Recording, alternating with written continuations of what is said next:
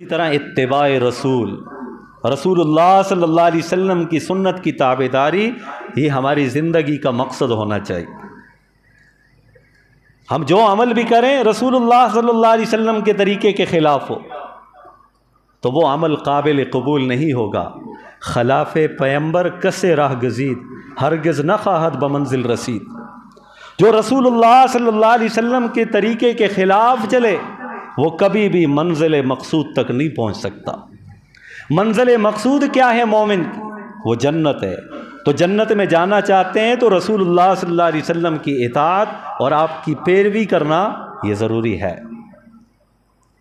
تو ہم اپنی زندگیوں کے اوپر غور و فکر کریں کہ میرا طرز عمل، میری صبح و شام، میری خوشی اور غمی، اس میں رسول اللہ صلی اللہ علیہ وسلم کی میں کتنی تابعداری کرتا ہوں۔ اگر تابعداری نہیں ہے تو پھر سمجھ لیجئے کہ ہمارے اعمال رب کی بارگاہ میں قبول نہیں ہوں گے۔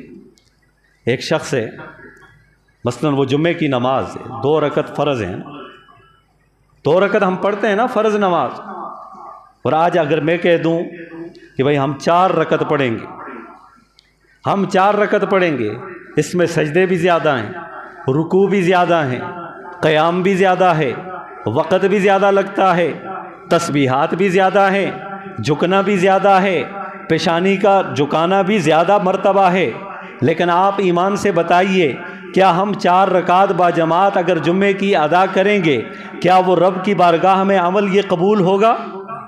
کیوں نہیں ہوگا؟ کہ رسول اللہ صلی اللہ علیہ وسلم کے طریقے کے خلاف ہے۔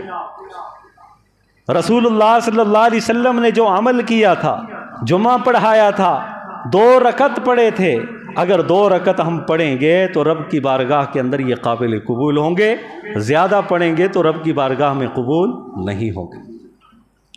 اب دیکھیے کوئی آدمی یہ کہے کہ بھائی میں سجدے تو زیادہ کر رہا ہوں، رکوع زیادہ کر رہا ہوں، قیام زیادہ کر رہا ہوں، میں تو نیک کام کرتا ہوں، برائی کیا ہے اس میں؟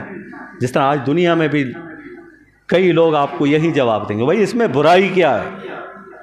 اس میں اچھائی تو ہے، ہم رب کا نام لیتے ہیں، رسول اللہ صلی اللہ علیہ وسلم کا نام لیتے ہیں، ہم تو دین کو ماننے والے ہیں، آخرت پر یقین رکھنے والے ہیں، تو اس میں برائی کیا ہے؟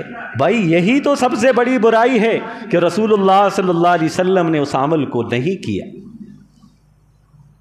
عمل کے اندر اچھائی تبھی ہوگی، قبولیت تبھی ہوگی جب رسول اللہ صلی اللہ علیہ وسلم کی سنت کی پیروی کریں۔